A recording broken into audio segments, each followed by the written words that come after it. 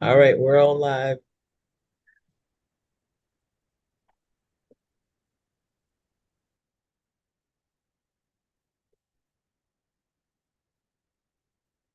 Come on, come on, come on, come on.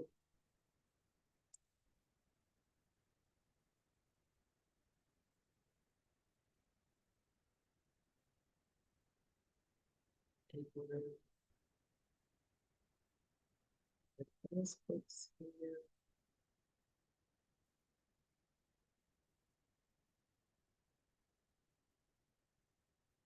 All righty. Good afternoon, everyone, and thank you all for joining us for today's A Month of Service presentation of maintaining and adding value to your home. My name is Nia Murray. I am the programs coordinator with Neighborhood Recovery Community Development Corporation.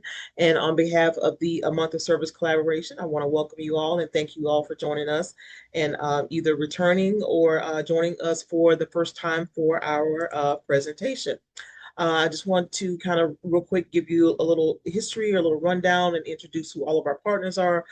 With the month of service, we have the City of Houston's Department of Neighborhoods, Lone Star Legal Aid, the Old Carl Institute, Harris County Attorney's Office, Texas Legal Services Center, Harris Central Appraisal District, Houston Volunteer Lawyers, and the Harris County Tax Assessor Collector's Office. And together we make up a month of service. And basically, a month of service is the collaboration of all nine of our organizations coming together on a monthly basis, offering a variety of different workshops and resources and information to the communities that we all serve relative to asset building, asset protection, and the maintaining of generational wealth. We decided several years ago to collaborate and pool a lot of our initiatives and our programs in an effort to try to create a larger impact and get more information out to those communities that we serve, because we know that there are a lot of underserved communities that are out there that don't know where to go for particular resources, that don't know where to go for particular services, and basically kind of what's available to them. So again, we wanted to pool that and make sure that we try to get as much information, much accurate and up-to-date information out there as possible. We know that a lot of folks rely on social media and those TikTok experts and things that kind of put stuff out there that are not necessarily relative to what's happening in our community, as opposed to just kind of a blanket statement about a lot of things uh, that don't necessarily pertain to us in our area, our region.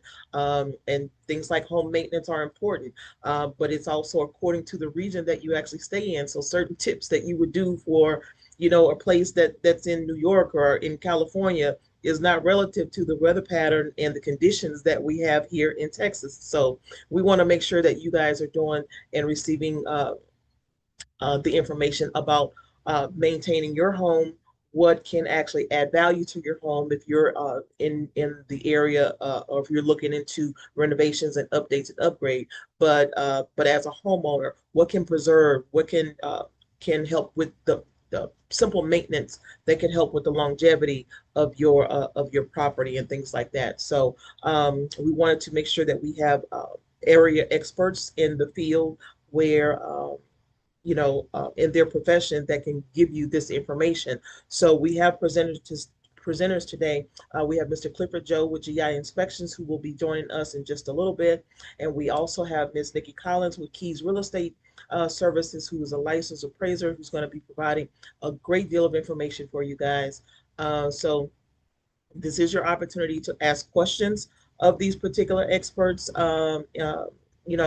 relative to, home maintenance tips and renovations and things like that, market value versus appraised value and tax, how those upgrades and things like that can also impact your property taxes and, how that's all appraised and whatnot. So, but we'll get into a lot of those details in just a moment. So feel free to type your question into the comment section. Do know that we record the session. We do also broadcast live on our social media platforms, through YouTube, and then share on all of our other stations. So if you are joining us on YouTube or any of the other social media sites, I am monitoring those as well. So you can feel free to type your questions into the comment, and I'll make sure that it gets read aloud for you at the end as well. So do know Keep in mind, again, we do broadcast, we do record, so we want to try to protect your privacy as best as we possibly can. So we ask that you don't divulge any personal detailed information about your particular home, like giving us your address or where you live and things like that. So we don't want that to kind of get out there all over the what do you call it? It's not the universe. What do they call the cyber world, cyber community? For everybody to have access to. So do keep that in mind. But again, we do encourage you to reach out to our presenting partners. Their contact information will be provided for you if you want some more personal detail or one-on-one, or have some other specific questions about your particular uh, issue that you'd like to have them addressed on a one-on-one basis. But try to keep your questions to be as general as you possibly can. So do keep that in mind. Also, information that does get presented here today and throughout all of our presentations are for educational purposes only. And again, we want to make sure that we try to get the most up-to-date and accurate information out there as we possibly can. So with that being said, we are going to go ahead and have Miss Nikki Collins introduce herself. And again, Mr. Clifford Joe will be joining us in just a little bit, and we're going to get started. So thank you all again for joining us, and hope everything is well with all of you guys. And we're going to get started. So Miss Nikki Collins. Hi, I'm trying to pull up. There we go. My name is Nikki Collins, and I am a second generation real estate professional. My mom is a real estate appraiser and broker, and I'm a real estate appraiser and sales agent. My background was initially IT, came out of school, and that bubble burst. And so I had to figure out how was I going to pivot? And I had sworn my entire life that I would never do real estate, largely because my mother did, and I just didn't, childhood rebellion. And went and got my real estate master's from Texas A&M, and I have been a real estate professional now for more than 20 years. And surprise, surprise, I really love what I do. Um, I think the thing that I love most is the opportunity to help others accomplish either the goal they knew they had or the goal they didn't know they could accomplish. And so, we've always said in America, and I guess all over the world, that because land is the only commodity where it is unique, it is individual, it is the only one of its kind in the world, it is the most direct way to generational wealth. And so we are interested in getting the information that communities that may not have access to what how the different pieces of the real estate. You see real estate agents, you see even bankers and lenders, but very seldom do you have an opportunity to speak to appraisers. I doubt I would have known what one was if it were not for my mom. And so we make a lot of decisions about our homes and properties that we own that if you had had a chance to talk to an appraiser, you might have done something different. So let's get into it.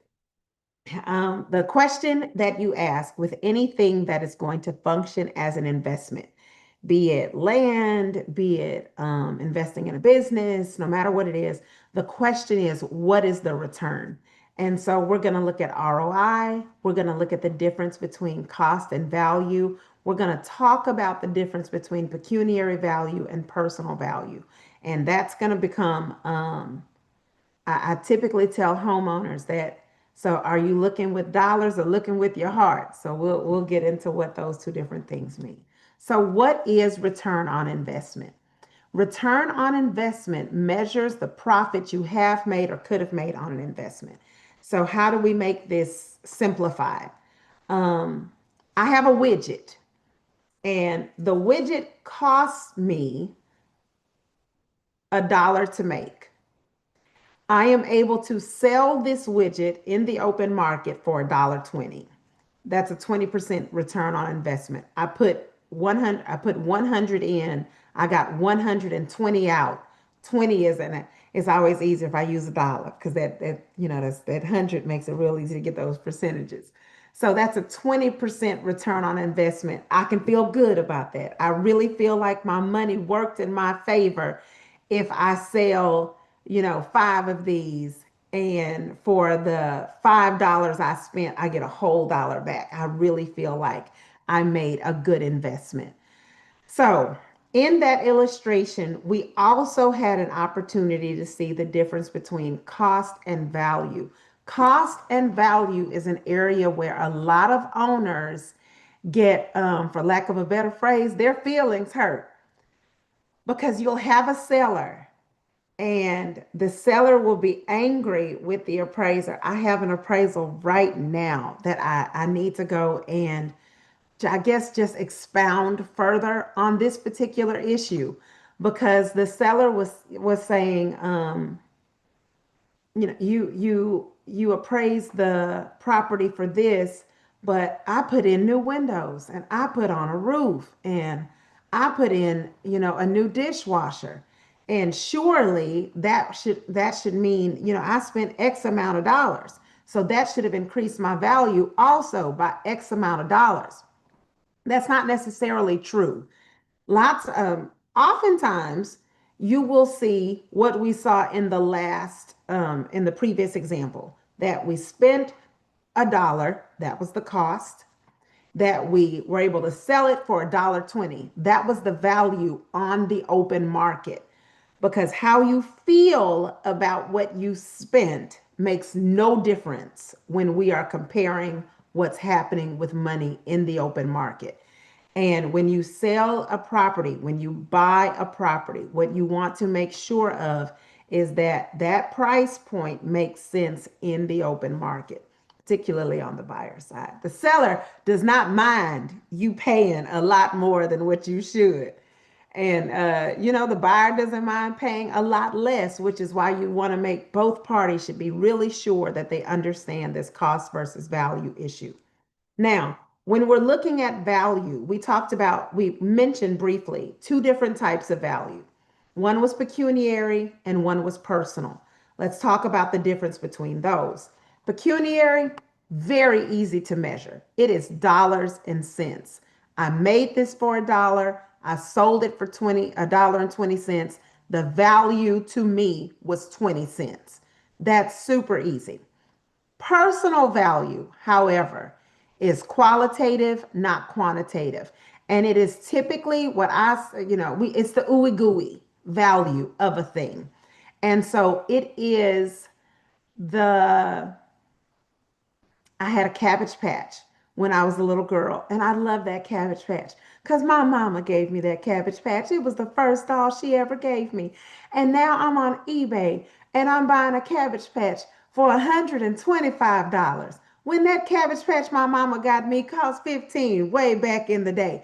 And so I am willing to spend an additional $105, $110, not because the item is necessarily worth that a dollar and cent matter, but because my heart says that this is worth more, I'm willing to pay more. Now, are there some things where their value is increased because of personal value? Yes, art falls in that you'll see a painting and the canvas and the paints and the time the artist put in might have cost a whopping $250, and now that painting is on sale for millions.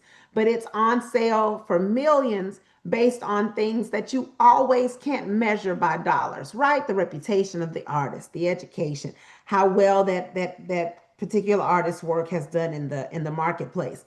We are not going to apply any of that when we are making decisions about what we're going to do to our properties.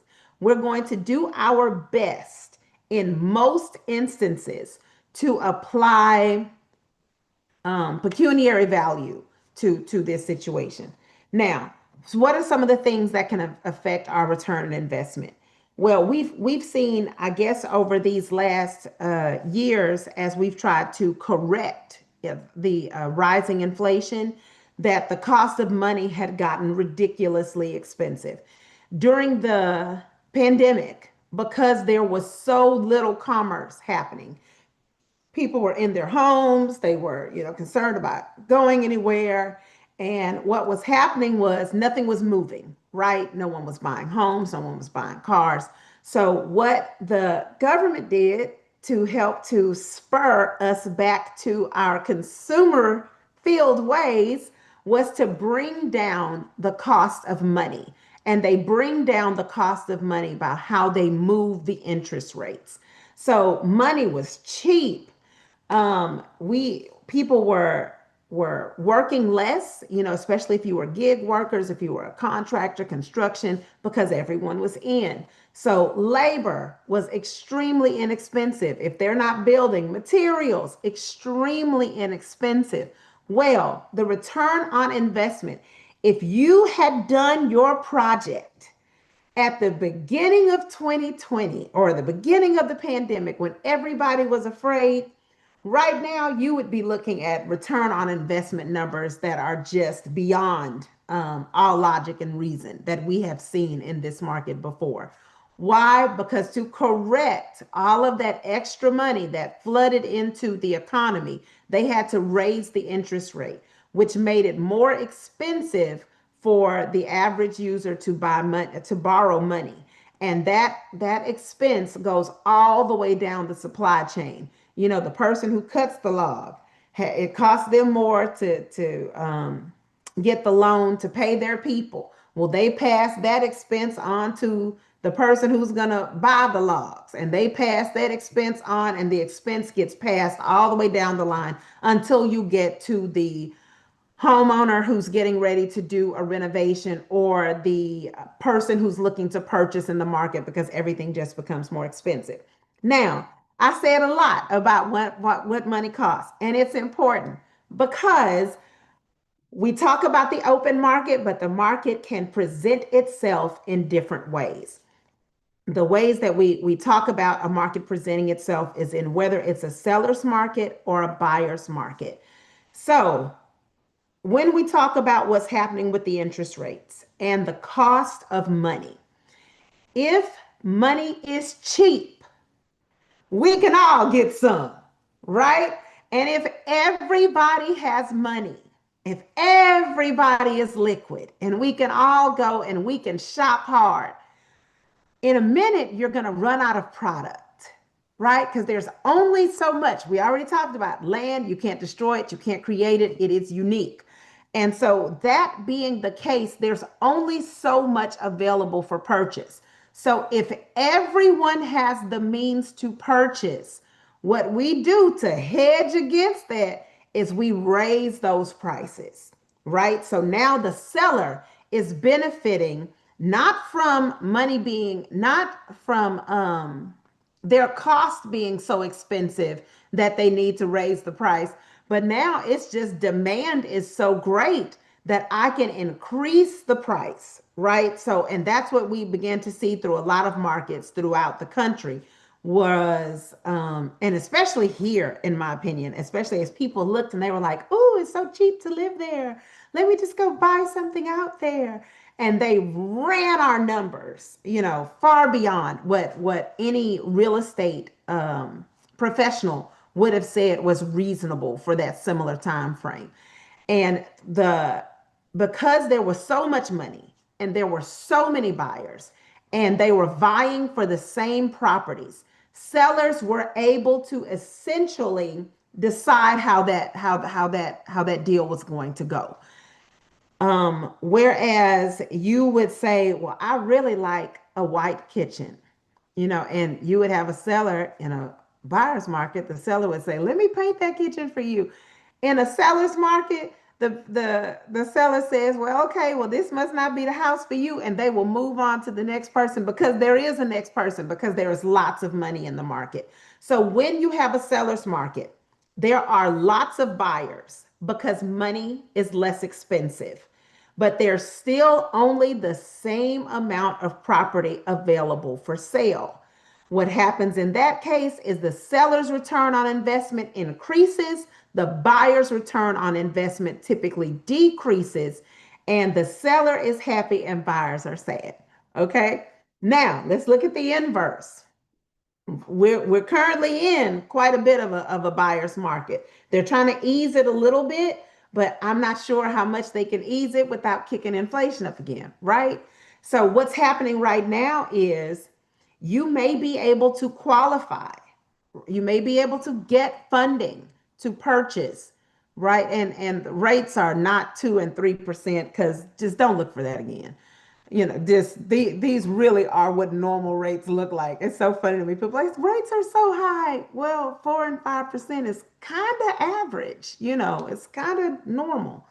8 is high, 2 is low. We're kind of sitting in a sweet spot if we're honest about it.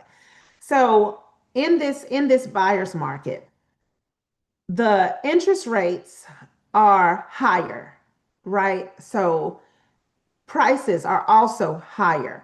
People can't really afford what they would like to afford. And so what happens now is not only that, you can't qualify. They have tightened the restrictions.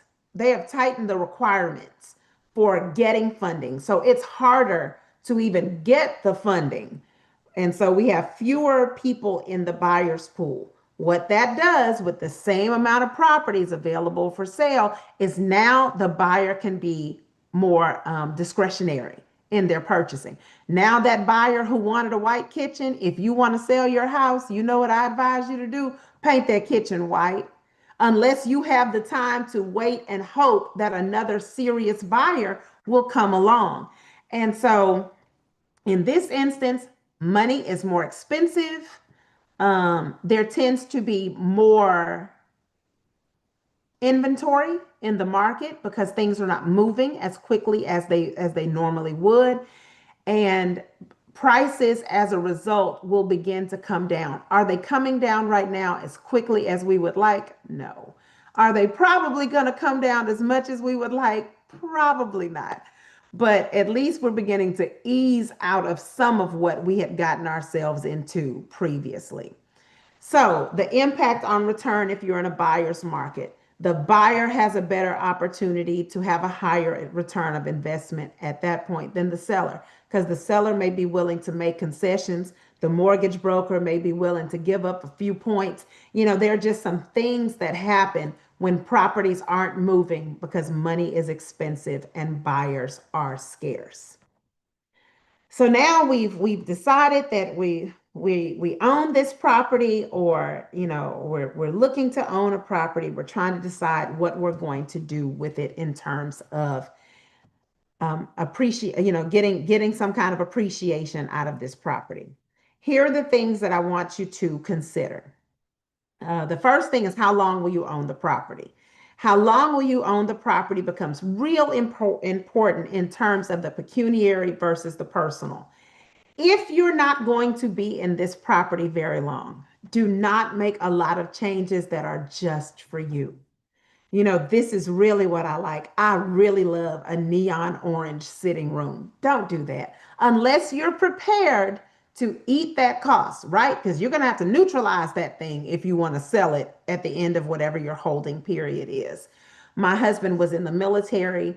We bought a house in Georgia when he was stationed there. We knew that we were not going to be there long.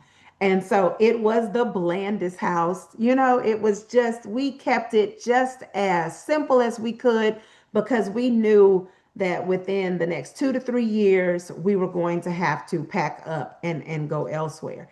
And so now that we're in what we feel like is our forever home, it looks like a box of crayons because we're going to be in here. We're going to get to enjoy these deep rich purples and periwinkles that reflect the house full of girls.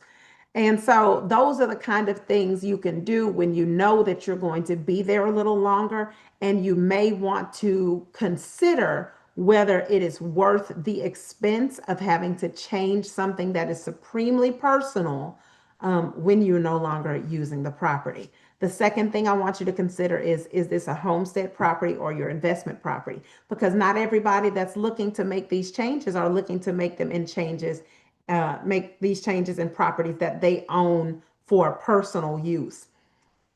What I would do in the home I am using and what I would do in a home that I am either flipping or preparing to lease, completely different.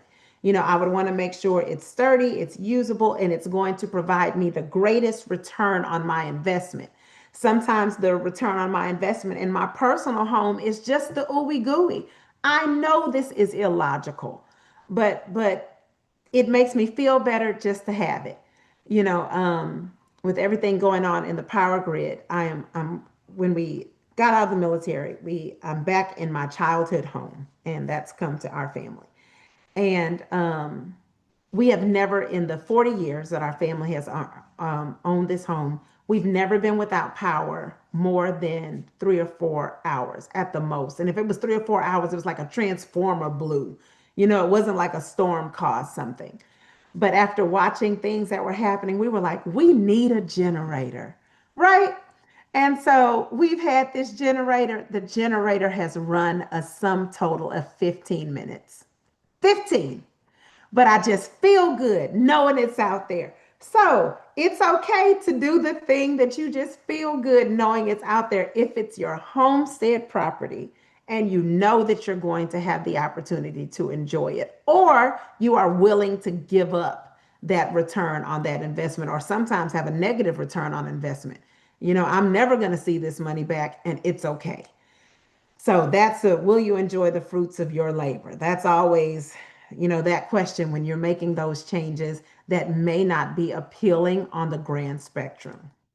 So we've already decided what we would like to do, but we don't know how to categorize it and whether or not it's really going to impact the value of our home. And this is going to bring us back a little bit to that example we talked about earlier. The difference between deferred maintenance and a capital improvement.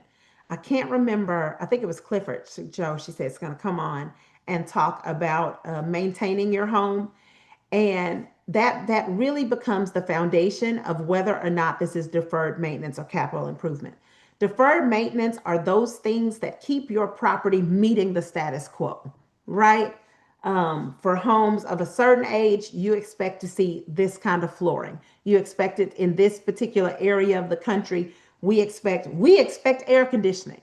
I was not aware that there were parts of the country where air conditioning was not an expected item. I don't know why anybody would live somewhere where you can't cool when you want to and heat when you want to. I digress. There are those things that just keep us in the manner to which we are accustomed, right? And so um, things like when the person said, we put in new windows. Well, it was time for windows. Your house was built in 1972. How long did you expect to be able to just keep resealing, recaulking, resealing, recaulking? At some point, you're going to have to change those windows out. That's deferred maintenance. We put on a new roof. Okay. At some point, you're going to have to replace this roof. I know they like to say, I've never seen a 20-year roof last 20 years, and I've never seen a 30-year roof last 30 years. Not in this climate.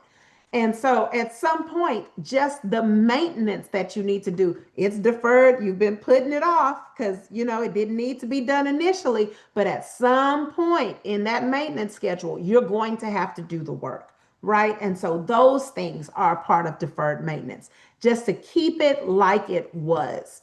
Now, capital improvements, investments that we're making with the hope that our value will increase. Let's talk about this. I love to use my house as an example because this house has gone through various iterations of how it functions in an effort to keep up with the proverbial Joneses. Not to keep up with the Joneses so that we can compete, but to keep up with what is currently happening in homes, so that in the event we had to sell for some reason, the house would show like a current home. So when we first moved in this house, it's an older house built in the 80s. And so, it was that paneling everywhere, not the line panel. It was the fancy paneling, right? But it's the wood was everywhere on the first floor, everywhere on the first floor. The flooring was the vinyl sheet, And so, it was the stuff that if you look at it too hard and you breathe too hot, it's going to catch on fire. And so, initially, the first change that we made was, of course, flooring, right? We replaced the carpet. We got fancy. All the carpet in the house was replaced with Berber carpet. Oh, we were fancy, honey, because that's what was going in. As appraisers and agents, we were able to see what was going into the newer builds. And so sometimes when we see that we've gotten too far from what's going into a new build, we come in and we reassess and we see what we need to change to make it current. So we took the vinyl sheet flooring out and we put in the they when they had the tile that has the flowers at the four corners, it was blue and the flowers were peach. Okay, we were fancy. And the corners met, and when the corners met, it made a full flower in that corner. And so that was our first iteration of go out with the old and in with the new. The next iteration we did was we went to the all white tile because there was a white tile period. So we went through the whole white tile period. Then after that, we went through the tile that was about 2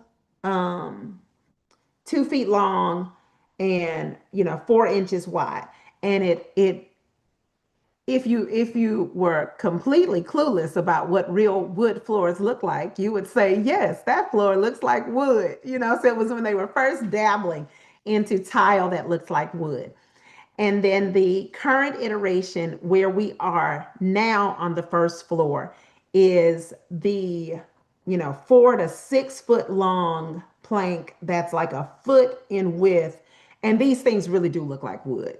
They have the groove in the floor and they have the striations and no two tiles look exactly the same. And so we've made some improvements throughout the years to be able to increase and to both maintain the value and to increase the value in the home.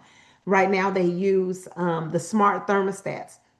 Well, the smart thermostats required a certain kind of furnace to be able to power it because our old thermostats just ran on batteries. Well, these things now have to get the power from the furnace. So we had to go and do some retrofitting and some other things to make the property function like it was new. We went and we replaced the galvanized piping with PEX. We did, so there are some things that you can do where when an appraiser comes in and you say, look at the condition and condition is a big part of where your value comes from. And you're able to say, well, we did this and this and this, and I'm like, oh good, you did your deferred maintenance. And then that we did a new roof, we did new windows. I said, go good, you did, your deferred maintenance was on point. Or then you come and say, we completely redid the bathrooms, we completely redid the kitchen, we've replaced all of the plumbing and the electrical. Those are capital improvements. We're going to move that value needle based on those things. So that's how we tell the difference. So we kind of thought about what it is that we hope to accomplish, which category the things fall into, and now we want to know what to do. What changes are good, important changes to make. So the thing that you want to think about if you are preparing to sell or if you have a property that you're preparing to lease out, what would the end user want? If you were the end user, what would you want? So think like the buyer, think like the renter. What would I want in here? And you're trying to think of what you would want, not in that super specific, what do I really love? But like if I walked into a house and they had this, I'd be like, okay, I can make this work. I can make this work. Or this is really nice. Yeah, this is good. And so what I did was sometimes we begin to look at the super expensive as the automatic yes route. And we want to change our thinking with regard to that. So, what you have before you on the slide, for those who can see the slides, is two pieces of stone. Both are natural stone. One is a Carrara marble, one is a granite. Now, our eye has been trained to see marble with those long veins, right? And granite looks a little more rocky. Well, because of where these two pieces of stone were cut, the one with the long striations, that's the granite. And the one with the rocky piece, that's the Carrera marble. Now, with most stone yards wouldn't even sell you Carrera marble that looked like that piece because that's not what people are looking for when they look for Carrera marble. In this instance, Carrera marble is really expensive, especially compared to a mid-range granite. But our mind says, I must get the most expensive part if I want the greatest return. Not always, because if in your area, what they are using is porcelain tile on the floor, and you go and buy imported bamboo, you are going to lose your money because an appraiser is going to come. You and this person have agreed to transfer this property for $500,000.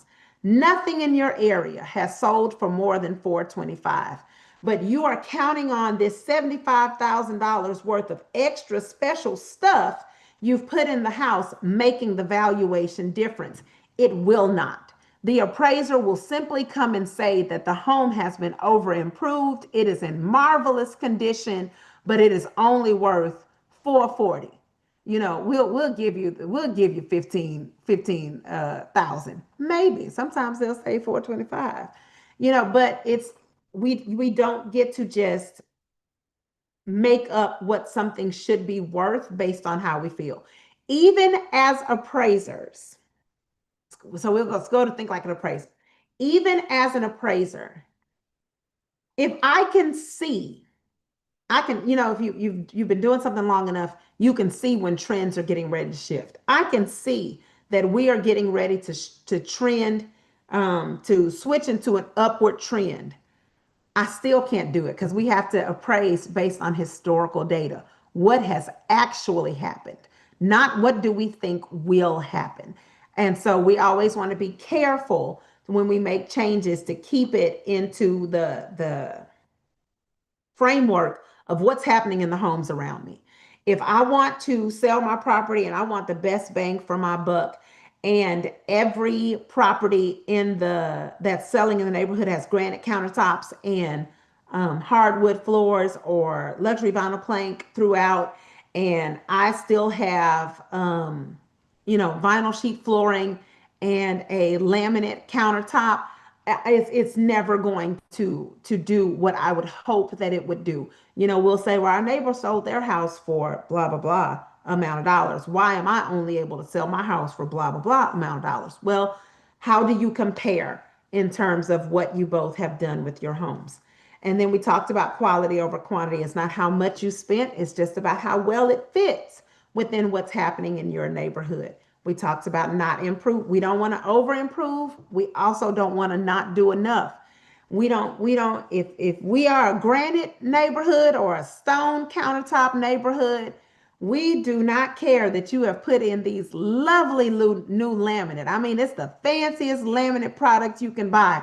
That's not what's happening in the neighborhood. So you want to make sure that you are right in the sweet spot of doing enough, not too much, and also not enough. You just want to make sure you're doing enough. And then how is the market moving? If you can see that there is a slowdown in the market and you cannot hold the property long enough to make the investment worth it, don't make the investment. If you can see the property is heating up, don't wait so long trying to get to the top of the mountain that you miss the peak and it's on the downslide by the time you decide to move. We're seeing a lot of that now. People who held through 21, 22. That was a wonderful time to be alive in real estate because things were flying off the shelves.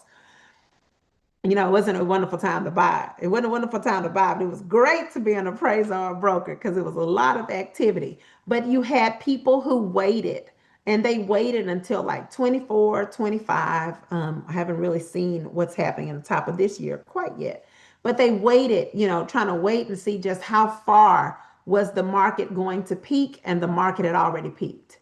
It had peaked and it was beginning to come back down, and they missed it by not paying attention to how the market is moving.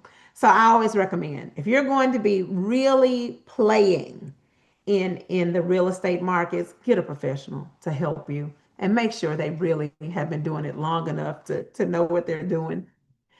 You want people to learn and practice, but you may not want them to learn and practice with you. So, what are some low cost changes we can do? If we're trying to just, make a few little things to get us in a better position, what are some things we can do? Number one thing, any day of the week, even in the house that I live in every day, clean up. There's just something about clean that feels good, and it makes me not look for what else is wrong.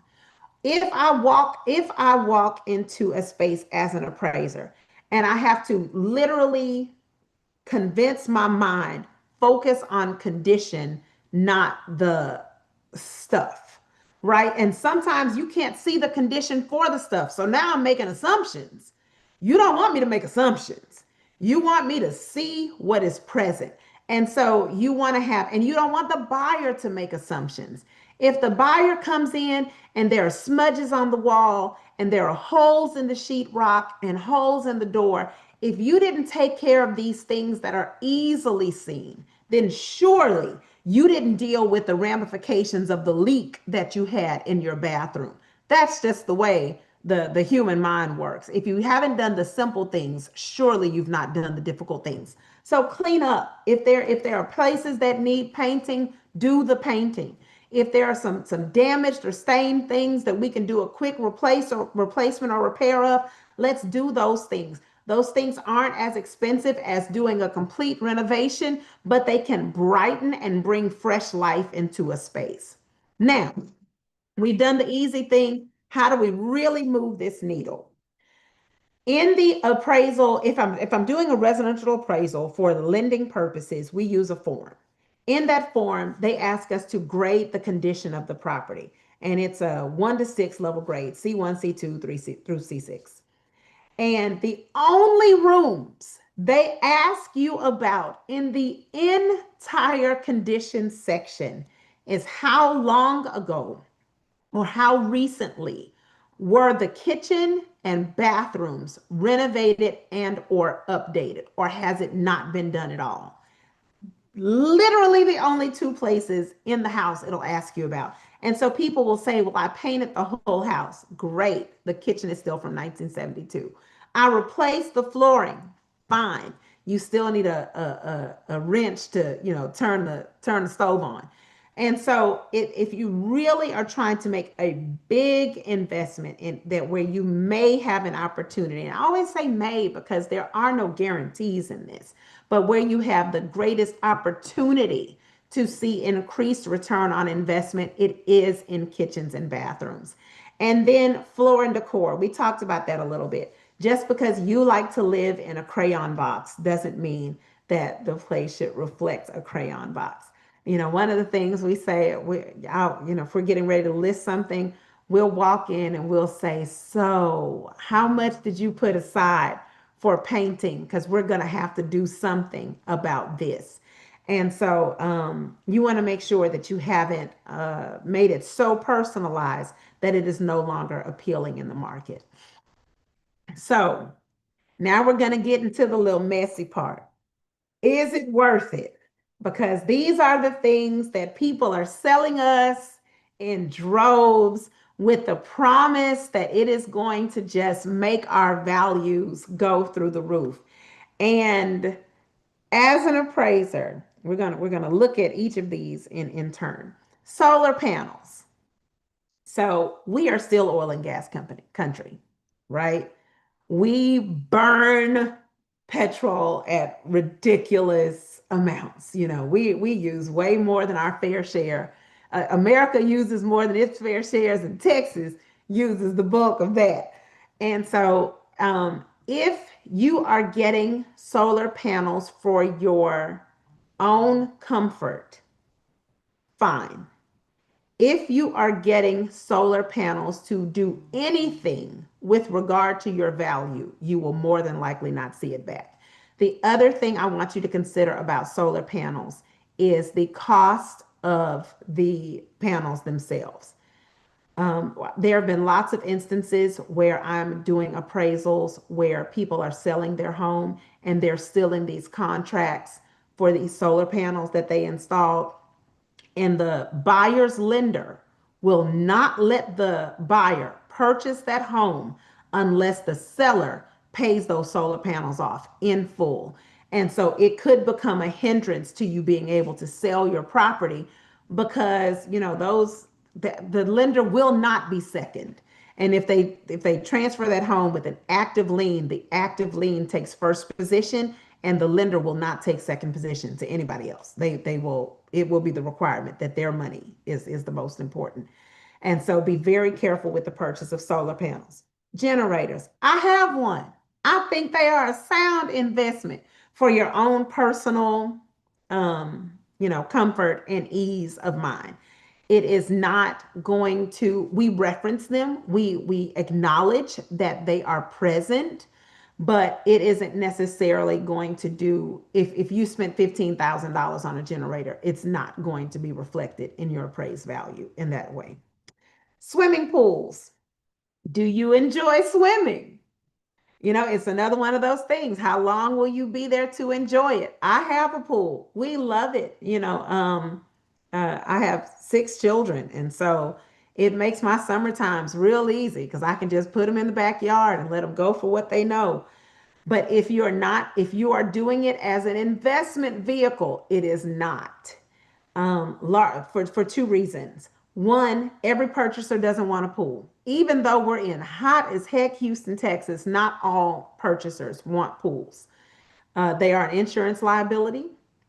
They are just a liability risk in general. If a person is coming to rob your property and they fall in your pool and drown, you are liable. Right? It's that same thing. And so if you are planning to enjoy it, then by all means, go ahead. If you are looking for it to be an investment mechanism, it's not going to do what you think it will. And so I think you know where I'm going, even with the outdoor kitchens. Again, if you're going to enjoy it, I think your home should feel like whatever, place of respite or retreat that you need it to feel like. But do that for yourself, not necessarily for the investment vehicle with those things that are not market required. Are there some segments of the market where a buyer expects a water feature on the property, whether it's a pond, a lake, a swimming pool, fountains flowing in the front? Yes, there are segments of the market where if you don't have some kind of water feature, nobody's going to buy that house. There are sectors of the market where if you don't have really great outdoor living, outdoor kitchen, nobody's going to buy that house. But those particular sections of the market, those are niche areas. It does not apply to most of the market overall. So, what do? We make a plan and we're honest about what we have to spend. We're honest and specific about what we are willing to lose. We write down what we hope to accomplish. Otherwise, you get scope creep. I've changed my floors. Now my walls look shabby. I've changed my walls. Now my couch doesn't look right. I've changed the couch. Oh, look at that fan. So you want to be very honest and specific about what it is that you are hoping to accomplish so that things don't get away from you. And without any, or I mean, and beyond anything else, do not overextend. Do not spend more than you have. And absolutely do not spend more than you are willing to lose. Because I don't care how good a situation it may be in when you start a project, you never know what it's going to look like when you finish. We did an addition on the property here, and we started putting together the funding and the plan at the beginning of the pandemic when things were cheap and things, life was good. But by the time we actually got ready to build, the roof had been removed. We had no choice but to continue moving ahead. Um, the cost of things had risen 900%. The board that cost $4 was now 36. And so we had no choice but to keep moving forward. We knew that we were not going to, it wasn't going to give us the return initially that we had anticipated, but we also, had no plans to do anything different. So it made it worth it to go ahead and carry out the plan. Do not overextend. So if you have any questions, I can be contacted at by cell phone 281-414-5709. My email address is N like Nikki, V like Victoria, Collins at keysres.com, and www.keysres.com is our little starter website. I feel fancy since we got that. So I'm just hoping that this will help you to make really great decisions with regard to your real estate moving forward. Thank you, Eric. I try. I try to give a great presentation. Let me see.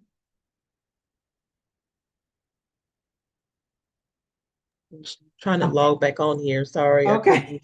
couldn't. My screen, I'm looking at two screens here and I'm trying to do two different things at the same time. So yes, thank you very much, Eric. Let me see if we've got any questions on social media here.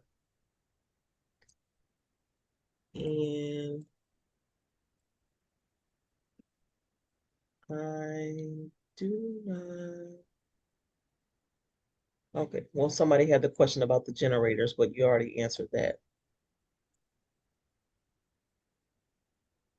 How does somebody find out about generators? Like who do they contact? Because I know again, there's so many different companies and things out there. You don't really know for so many people that don't know much about them. Like how do you find like a one-stop shop that'll kind of give you information about Okay. generators? Um, can I answer Alex's question real quick in It the was a chat? Does question. a driveway bring value?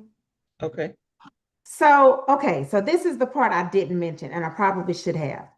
That sometimes having a thing may not necessarily add value, but not having that thing would detract from value.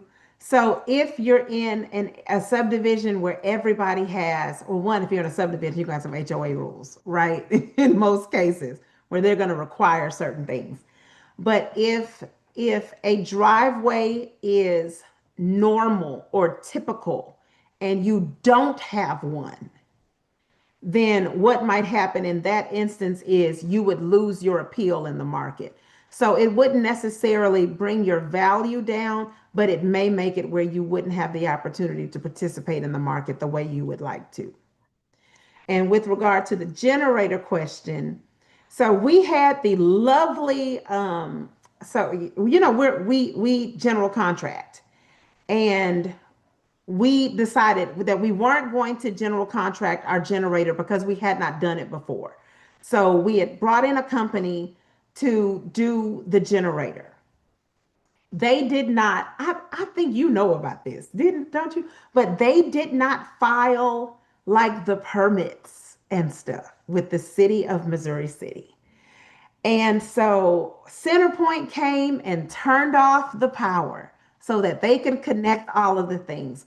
When we called to get the power reconnected that same day in the afternoon, they said, "Where are your permits?" And so we were without power because we had to start the permitting process from the very beginning. Generator is in place, pad is laid, um, transfer switch is in place, everything is in place. 18 days, no power because CenterPoint would not turn on that power unless Missouri City said, "We have their permit, we've done the inspections, everything is in order, you can turn that power on." So we had to come up with some very creative ways to have lights on in here for about 3 or 4 weeks. So you Wow. just want to be sure that whoever you utilize is reputable, that they follow the rules for your jurisdiction. There are no shortcuts. And this doesn't apply to just generators, this is everything. You Mm-hmm. want to always follow the rules of your jurisdiction. And we say, we'll say, well, they make things so difficult. Missouri City has a history. People say we don't work out there because they make things so hard. They make things so hard for contractors. But it is really for the public welfare. Some of it is, was just for they can make money. No, some of it is you do need to know how far that generator needs to be away from your house. You do need to know how far those pipes need to be dug underground. Those rules are in place for a reason. And typically the reason became a reason because something bad happened when that rule was not in place. And so, let your feelings be hurt, let it feel expensive, but also do what is the safest thing for your family. And you might also want to include that if somebody's giving you a hard time about following the rules, there's probably some kind of indication that they're the ones that's not following the rules. So Mm-hmm. it might not be somebody you want to do business with in the first place. So Exactly so right. do keep that in mind. It's the same thing with answering questions. If you're just asking questions, and somebody doesn't want to answer a question for you or don't want to comply with giving you some kind of documentation or asking you about references and insurances and bonds and whatever, if they don't want to give any of that stuff to you or giving you a hard time about invoices and putting things in writing, that's probably an indication that's somebody that you probably don't want to do Mm-hmm. business with. Mm-hmm. So just just kind of FYI. All right. Um, that is all we have here in the chat, and I didn't see anything else for you so far, Mm-hmm. Nikki. So we're going to go ahead and go on to we have Mr. Clifford Joe with GI Inspections, who's going to be talking about the home maintenance side of things. So, Cliff, you want to go ahead and introduce yourself, and you can go ahead with your presentation. Okay, how's everybody? Can you hear me? I can't you when you move around a little bit, you get low and then high. Uh-oh, uh-oh. I What got about you now? though. Yes. Something like that? Okay. Okay. I just feel like my face is like all up in the screen. I wanted to mention what piggyback off of what Nikki was just talking about. But it's true to form because right now, when I leave here, I have to go to Sugarland because I have a home where you pick your contractors and pick them wisely. Because I'm dealing with one right now where the homeowner decided to renovate the home, and they've a job that was supposed to take 6 weeks has turned into almost 10. So they're kind of hot right now, and the permits are important. Jurisdictions are important because every jurisdiction operates a little different. Different. Excuse me. The bases are the same, but one may take it a step further than the other one because, again, something may have happened in that jurisdiction that required some extra attention. I was on a job this morning, and this I haven't had a chance to. I wanted to add this photo into this uh, slide, but I'll tell you, this house, maybe 12 years old. I was doing the inspection when I walked outside. The house was leaking from the wall and the foundation out the weep holes. So that told me that there was a leak somewhere in the plumbing. There was a vanity in the master bathroom right on the other side of that wall. So it was a leak somewhere in there. It wasn't showing up inside the home. It was showing up between the walls and it was draining outside. So periodically, I would say once a year, turn all your valves on in your house, all showers, sinks, and everything. Let them run. Walk around your home to see if you see any leaks or anything that are out there, because those little things, are we can't be in two places at one time. We can't be in the shower and outside looking to see if we got a leak or something. So that's something I would tell you personally to go ahead and look at.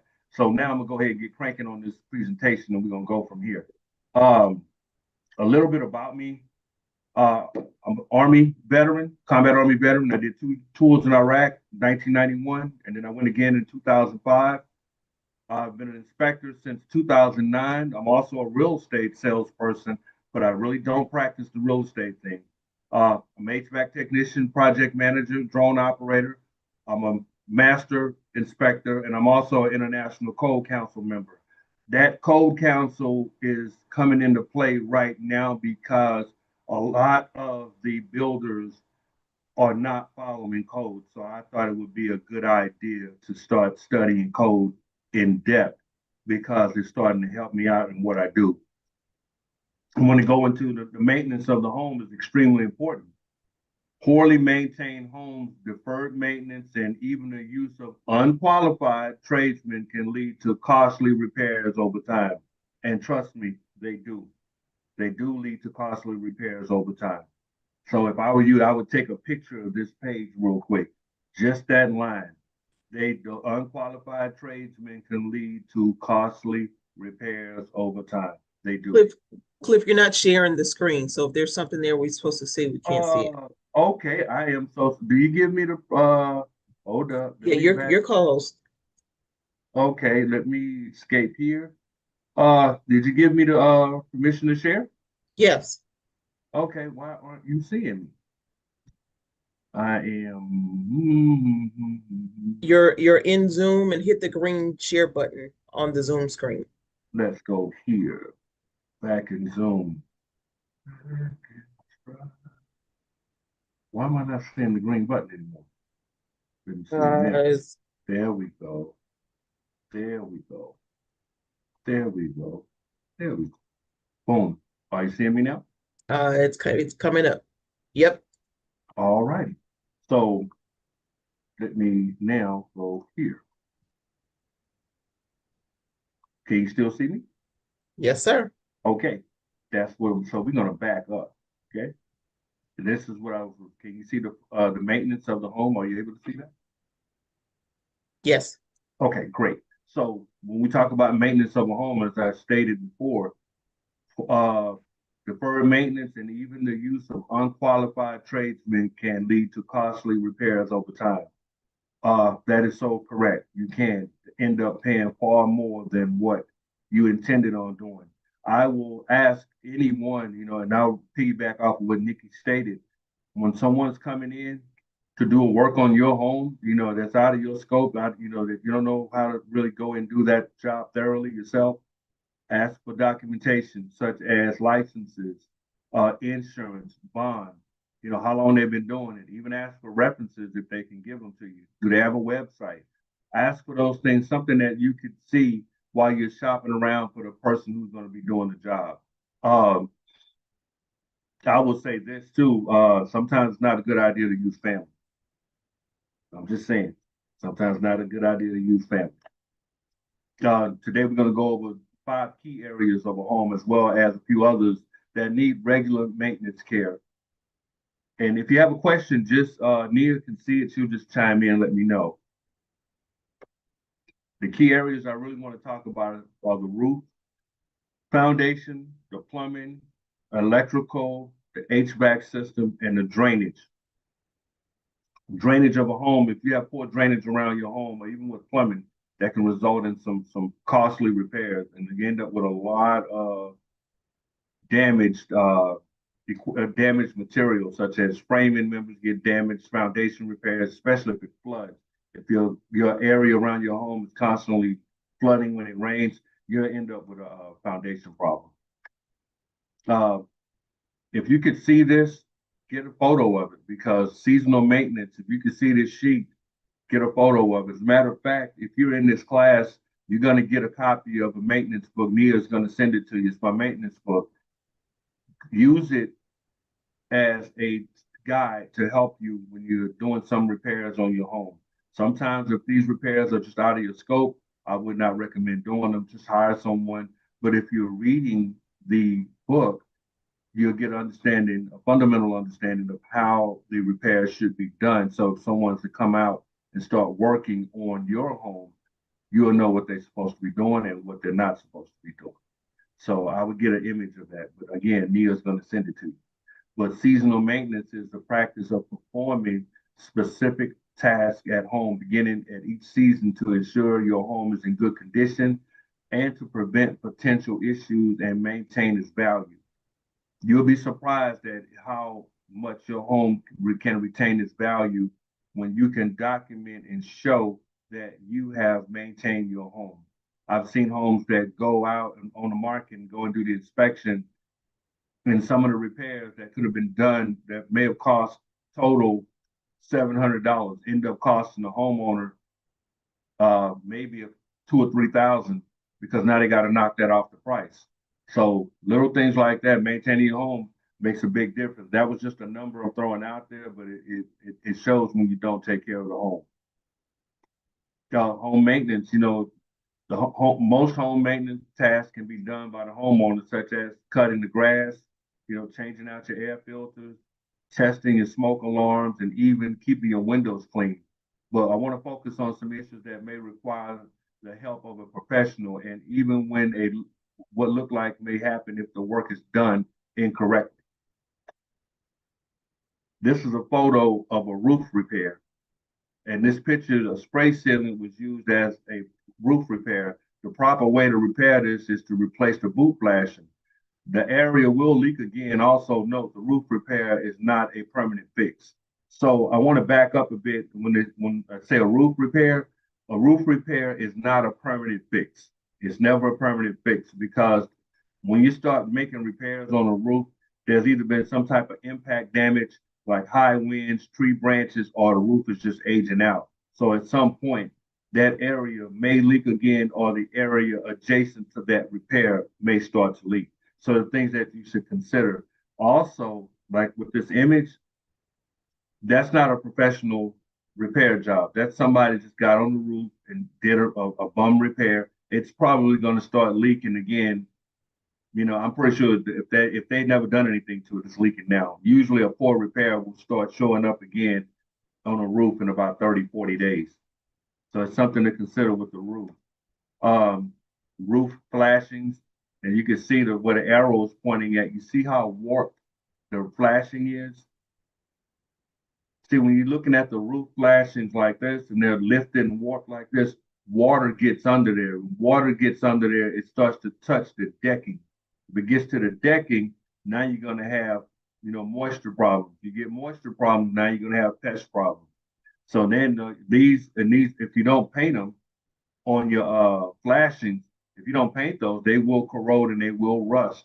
So if you're out getting a home, you're getting your roof replaced and you get a quote, make sure that quote includes replacing the roof flashings and the vents on the roof, because sometimes I've seen roof jobs that were done and they only replaced the shingles. And also make sure on that roof, make sure they're taking the old roof off and not putting a new shingle on top of the old one. It's allowable, but it's not recommended. I say again, in the state of Texas, you can put a new roof on top of an old one, but it's not recommended. And the reason why, because your nails are not going to always reach that decking below. So if the nails are not reaching the decking below, if the wind comes through and hit it at the right angle, it's just going to pull all your shingles up. Tree branches. Anytime you have tree branches hanging over your roof, always cut them back, because this is where they damage your shingles. Because those tree branches, once they start to damage the shingles, now you're going to probably have a leak that's going to come up in the attic space. Depending on the severity of the leak, it'll show itself on the ceiling in your home. Also, something to look at is when your insurance companies, they do what's called, they may have someone come out with a drone, they may do satellite imagery. But if they can see those tree branches over your home, they're going to call you and they're going to say, hey, look, I think it's a good idea that you cut these down. And they're going to give you a certain amount of time to get it done. Because if you don't have it done, they're going to come back and they may drop you from your insurance policy if you don't take care of it. I've seen that happen before. So I'm definitely can account for that and be a witness.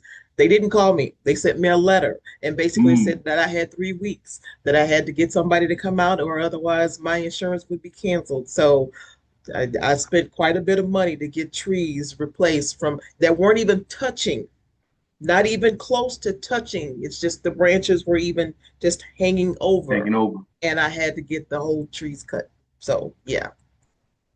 There goes your vacation money. So we're gonna look at the foundations. In this home, I'm looking at how you see how close that tree is to the foundation. So this is definitely causing some foundation issues, this tree. This tree should have actually been removed by the homeowner years ago. Years ago. Actually, when I did the inspection on this house, the foundation was so bad in this room, it was showing severe cracks around the windows in that actual corner, and the door couldn't close. So this is an issue that should have been addressed a long time ago. At this point, excuse me, I wouldn't waste my time getting the foundation repaired until I took care of the root cause of what's making my foundation bad. And in this case, it's the tree. So these trees will cause movement. You want to get in front of it as soon as possible. Settlement cracks, we see a lot of them. Settlement cracks will develop over time due to age, dry soil, repairs, and lack of drainage. I always say keep your soil hydrated and maintain proper drainage around your home. When I'm looking at it, this crack, this one is normal. When it starts to separate, I don't see a problem with this. When it separates, that's when you have a problem. And I see that far often than not. Keeping your soil hydrated. Sometimes you can use a soaker hose, or some homes that we have sprinkler systems, or go old school and just water it yourself with a hose and with a spray nozzle on it. But you want to keep the soil around your home consistent. If the more consistent the soil is, the least likely you'll have a chance of some major foundation problems. Because once that soil starts to contract, you're going to have problems. And I see it far more than not. Whenever we have a drought here in Texas and Houston in particular, it's usually taking foundation companies 3 to 4 weeks to come out just to even look at your home. And then when they get out there and they start digging, they're gonna have to put in some work. So your drainage is key too.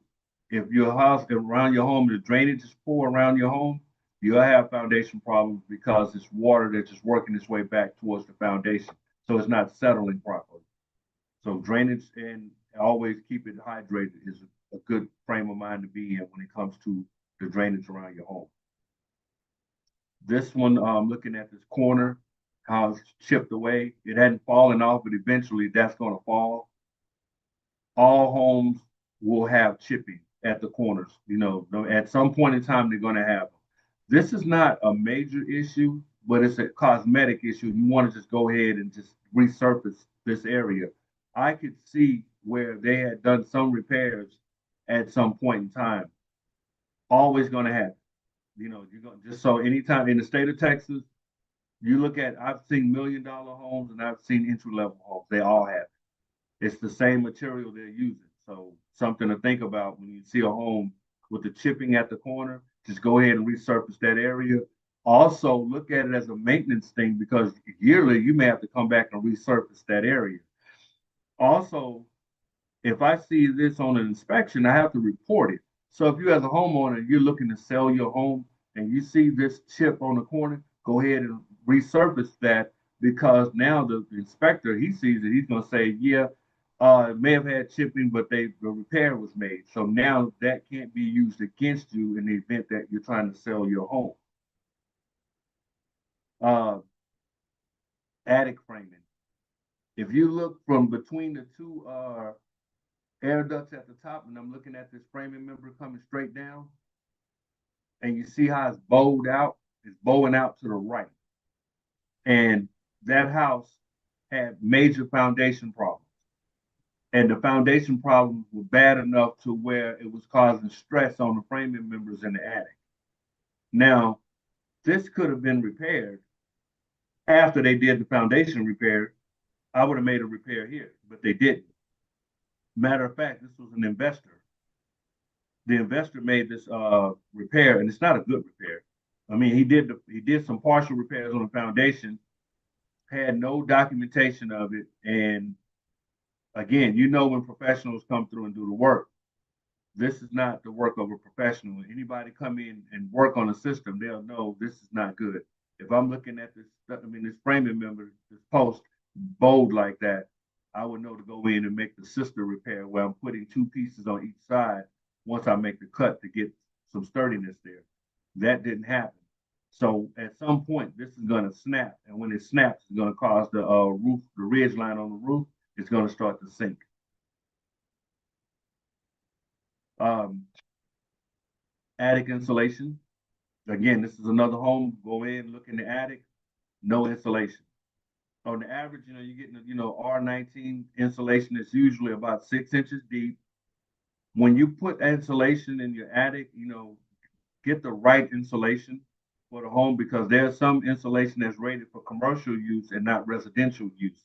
So again, when you get a contractor to come out there, make sure they're using the right insulation. Make sure they also leave the certificate. The certificate is usually a document that's attached to one of the attic framing members, and it's usually close to the area where you enter your attic space. So when you don't see it, how do we know what insulation is used? It may look like it's residential, but it may be rated for commercial. So we can never guess. We have to know it. So when you do it yourself, even if you don't have the certificate, see if you can reach out to the company where you purchased the insulation from. Usually that manufacturer can issue you a certificate. So I would start in those realms. And if I'm using it in the right way, 6 inches deep, it makes a difference. Unfortunately for this home, they're going to have some extremely high utility bills when it comes to your AC because the house is not insulated. I don't know what happened. Why did they not put any in there? But we can't. You don't want to live in a home like this where there's no insulation. The units are constantly running, so you're getting extremely high wear on the AC and the furnace. So that's not good. This is a thermal installation. I mean, this is a thermal image of the insulation, and the hot spots. What I'm looking at is showing where the insulation is actually missing. And when there's missing insulation, those like this is a bedroom. That room is probably going to be one of the hotter rooms out of the three bedrooms that are in that home. I think this bottom picture was at a um, what do you call that? I think this was more the living room area that was going into a bedroom. But again, we were missing insulation there too. So something to think about when you insulate your home. And a lot of times, our insulation it gets old. It's up for replacement. But then sometimes, and this is the most common, when the home has had some damage due to busted pipes. Once those pipes burst, and the water starts leaking, even with the roof, and the roof starts leaking down to the ceiling, it's hitting that insulation. So once water comes into contact with the insulation, that insulation is no longer good. So that's why you want to make sure you replace it full of old insulation. It's probably all matted up at that point. Pull it out and put some new insulation in. That'll help keep your house warm or cool as needed. Again, this is electrical. What I'm looking at, where the arrow is pointing, they had the electrical was updated, but not updated to standards. So I know a professional didn't do this. The junction box was just resting on the attic floor. They had some old aluminum wire that was left in the attic, so you have to always verify that your contractors are qualified to do the job to prevent, more money later spending money on corrections because any contractor, any electrician that they would have told you, you got to pull that aluminum wiring out. Don't leave it sitting in there. Pull that out, and then we put the new insulation in. That junction box wouldn't have just been resting on the attic floor. It would have been attached to one of the framing members because when it's loose like that, resting on the floor like that, that's a trip hazard. And you trip in your attic space, you not on one of your ceiling joists, you're probably gonna fall right through on that drywall or that sheetrock. So something to think about when you're doing the repairs yourself. Electrical. I remember going back and forth with an electrician about this. He double tapped the breakers, and there are some breakers that are double tapped, and some of them are allowed. The problem is when he double tapped these, he should have upgraded the entire system, and he did. He did the double tap on the box, but inside the house he used the same old wiring. Once you upgrade your box, you should rewire the entire house to prevent a fire hazard because the insulation on the wires may not be rated for the breakers. And that's something I learned going back. We learn as we go. I learned something from an electrician that day. But I still wrote it because I knew he double tapped him and he didn't replace the wiring in the house. So once you again, once you see something electrical, especially on the older systems, you double tap on the old ones, ask them, did they replace the wiring in the home? More than likely they did. They just updated the box. So that's, one is operating at a higher efficiency than the other. That's meaning the box is operating at a higher efficiency than the wires. The insulation on the wires may not be rated to handle what that box can put out. So now you got a possibility of a fire. Um, this one was funny. They took the cover plate off, and this was under the sink in the kitchen. So I mean, wet hands and electricity don't mix. What happens when if the cover plate is there to protect your hands? So if any water, my wet hands are touching those switches, I'm probably going to shock somebody or myself. So always make sure your cover plates are heavy. This is a ground wire. This house, the house wasn't grounded. So meaning that if there was a lightning storm, if lightning struck and caused a power surge, almost everything in that house that's low voltage, you're probably going to lose it because there's no path for that current to travel. It's stuck in the house, moving around, running through your system, trying to find a way out, and it can't. And they can't find that safe path. It's going to stay in the house. So depending on the device that it shorts out, it may create a fire, it may not. It may smell, you may smell something smoking. So it's just something to consider when you're out there. Here's another one. Again, this was something, it was funny, but it wasn't funny.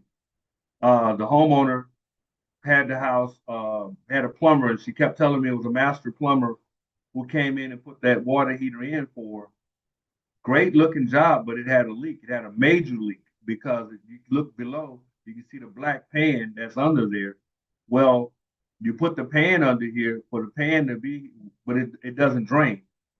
So you had a leak at the connection where the arrow was pointing, and that drain pan didn't drain. It was just a catch bucket.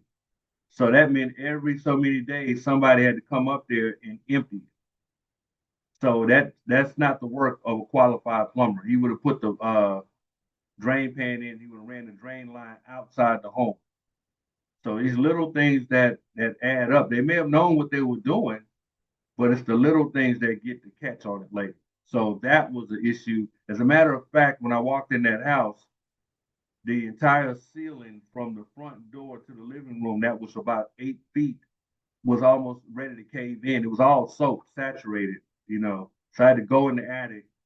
See, I thought it was the AC, but it wasn't. I thought it was the AC drain pan. It wasn't. It was the water heater. So I went ahead and shut the water off from the house and just called them. And if you are a homeowner and you're getting a water heater installed, make sure you get the right people who know what they're doing because there are a number of things that can happen and you'll end up having to pay more. One, you got the wrong person to put it in that wasn't licensed. They may have damaged the water heater when they put it up in the attic or in the garage. I see a lot of dented water heaters. They may function, but you may have damaged the glass lining inside the water heater. It doesn't show right now, but eventually it'll start rusting out. And when it rusts out, that's when you're gonna have a problem. Now, if you have a problem and initially and it doesn't work, and you call in the manufacturer to have them give you a new water heater, they're gonna ask a series of questions. Who put the water heater in? You may have avoided the warranty the moment you didn't hire a professional to put the water heater in. So now you're probably stuck with it. You may be able to get, depending on how long it lasts, you may be able to get a new water heater from the company that sold it to you, like Lowe's or Home Depot. But that's something to look at. So you have to be careful when putting new appliances and plumbing fixtures in place.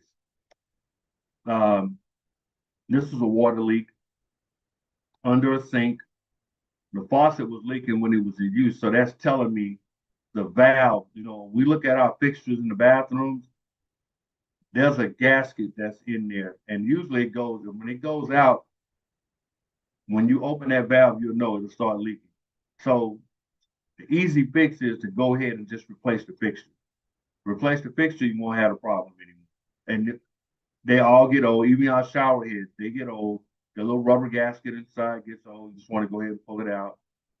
Once you pull it out and you just pull that fixture out, pop another one in, you should be good to go.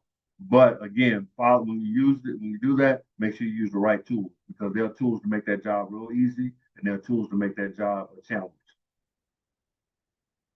HVAC system, HVAC systems. I would say if you're a homeowner, get your system serviced at least twice a year, once in the spring, once in the fall. And the reason why you want to get it serviced because it may be an issue in there Your that voice, your voice is kind of fading out, Cliff. it faded out. Okay, what about now? Okay, yeah, better. Oh, okay, let me scoot up. See, one of the things I'm looking at here, so sometimes when you want to get your system serviced at least twice a year. In this case, this was a brand new system. The installer left the red tag is resting on the top of the burners, and your warranty papers are sitting folded up in a plastic sleeve over on the side. You're gonna lose all of that the moment you fire up that furnace. So again, you got to ask yourself, did a professional put this in or who put this in? Because now, if you have a problem with the system and they ask you for the warranty on it, you no longer have a warranty. You burned it up. So it's the little things that make sense. We have to be careful. So I just pulled the tag and the warranty papers out, and I just gave them to the owner. Hey, you might want to go ahead and fill these out and I told them where they were. So little things make a big difference later. You can't see this here much. I'm gonna see if my mouse can you see my mouse circling? Yes. Okay, you see that little pinhole that Okay. I'm circling around? Yes. That's a leak in your air duct. And that's forced air, that's forced cold air coming out of your air duct. And what it's doing is building up all of that condensation here. All of that condensation, because that little hole has that forced air and it's mixing with hot air in the attic space. That's going to be a mold problem real soon if they don't get in front of it. So again, that's why you want to have the maintenance done. You may have gone in the attic space, not pay attention to something, bumped a plenum, even one of your air ducts did some damage. You don't even know it. That was just a small hole. The only reason I really caught it is because somewhere I saw the condensation first, but then as I walked closer, I could feel a little area. It was like, this is cold air. Where is it coming from? And it was coming from that little break.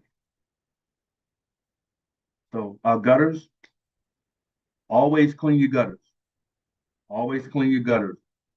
Gutters that stay full like these up here, all of this here, when they're full like that, water collects in the gutters and it builds up and now it's getting out of the gutters and it's damaging the board, what we call the fascia board behind the gutters. So that'll start to dry rot over time. Then you'll have a bigger problem because now you got to take the gutters down, replace the fascia boards that are rotted, and then put the gutters back up. But if you keep them clean, you won't have that problem. Down at the bottom here, at the elbow for the gutter, is missing what we call a splash block. And that splash block catches the water and pushes it away, lets it flow away from the foundation. This is what we need to have done because now, if you look outside here, you see where that little hole is starting to form in the ground, that little ditch. That's because of the water coming out, and it's coming out at a nice flow, and it's just eroding all the way, all of your dirt away. And once it erodes enough of it away over time, it's going to get bigger and bigger, and then there's going to be areas under your foundation wall right there. It'll get down to it. I'm sorry, it'll get back. It'll get down to it, and then if enough of it happens, depending on how many of these you have along that wall, you may end up with some foundation problems. And it won't happen overnight, but it will happen. Um, this range, every one of these knobs on this one, they were difficult to operate. They were so worn out, they were breaking as I was trying to use them. So I eventually had to just kind of stop. These are easy fixes, your knobs on your range, and keep your range clean too. But your little knobs on it, they wear out. I would always keep the name of my range, the manufacturer, and then I would just go to the appliance store. And sometimes you may not get them from the appliance store; they may not have them in stock, but you may be able to go online and order them. Do not keep the old ones. This is where it becomes a problem. What happens when you're not at home and you get that teenage kid of yours who want to go in there and start cooking something and can't turn it off? That's where you start having a problem. Plumbing. Always use the right material for the job. In this case, what I'm looking at, this fixture is not rated for a bathtub. This fixture is rated for a kitchen sink. It wasn't rated for a bathtub. And they used it. Actually, it wasn't even a kitchen sink, it was a bathroom sink. It's not rated the same.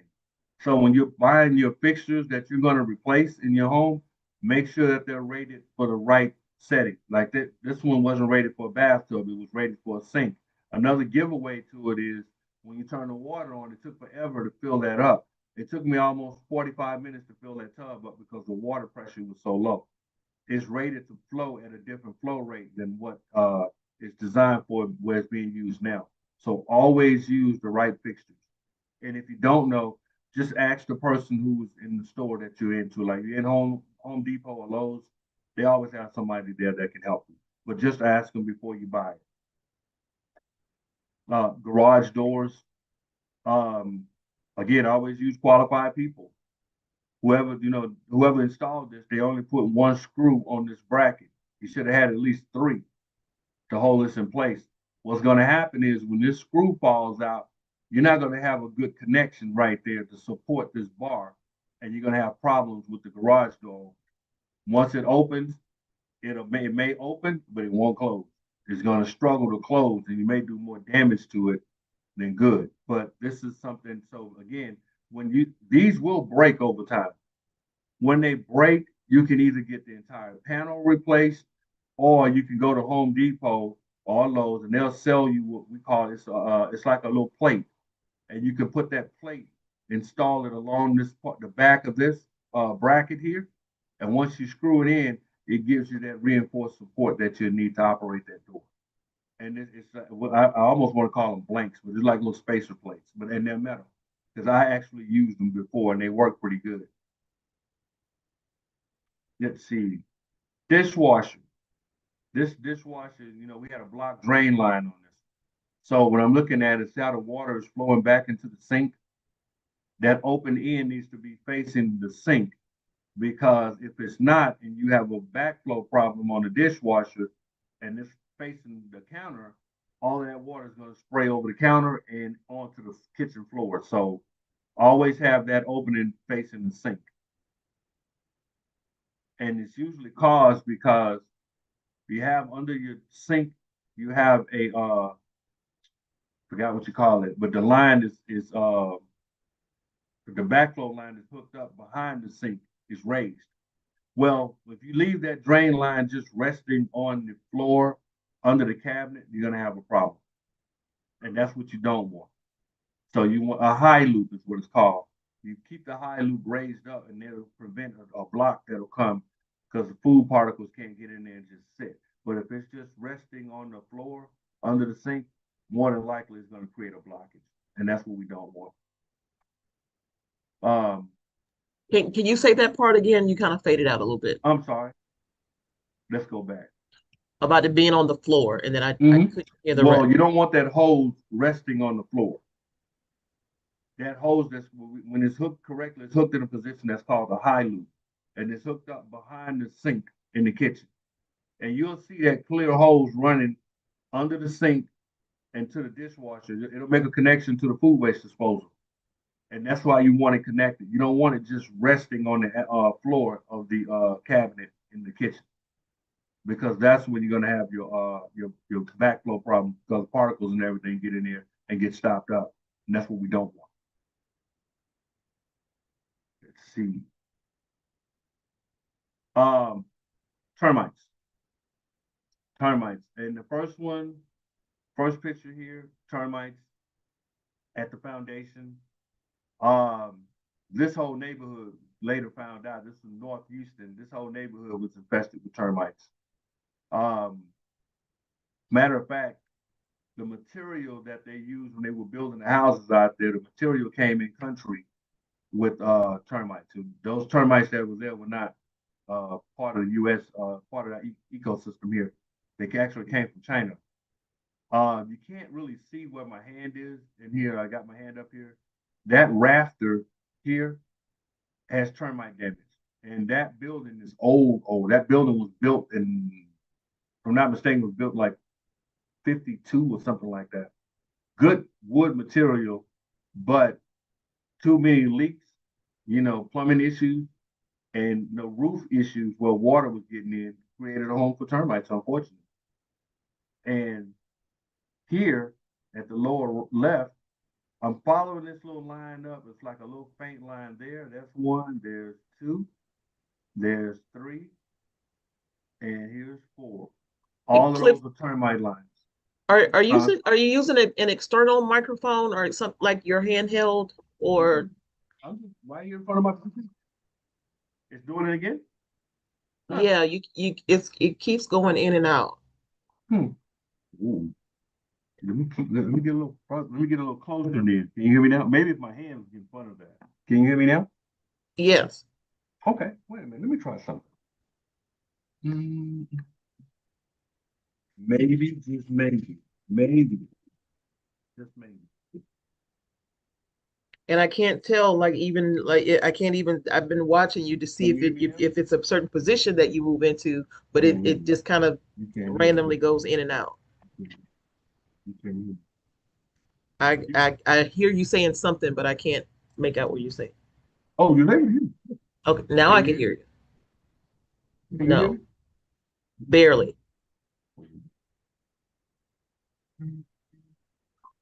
And is it just me, or is can anybody else comment? Can you guys hear or no? Well, no. Somebody says What about now? say Can you something else. can you hear me? Yeah, Really? yeah, Huh. Huh. But I can't hear you. Can you hear me now? I can.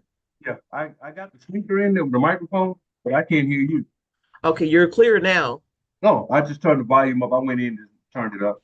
Okay, Okay, what? Can you hear me clear now? yes. Okay, cool. So here, we're back at the lower picture on the left, and I was tracing those lines up. All of those are termite problems.